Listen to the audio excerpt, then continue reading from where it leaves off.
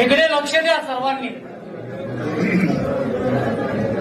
ही पुंडलिकाला दिलेली वीट आहे. विठेवर देव उभे आहे. मुक्तिकेशी नावाची एक दासी होती. तिला आपल्या रूपाचा गर्व झाला होता. जेव्हा ती देवाच्या दर्शन झाली तेव्हा देवाने तिच्यापेक्षा नाव उतरून घेतलेले.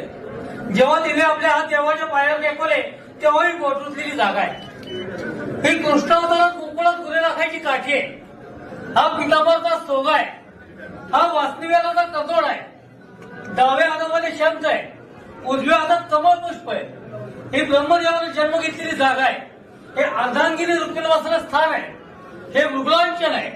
हा कौस्तुभमणी आहे. हे मकराकार कुंडल आहे आणि शिवाकार मस्तक आहे.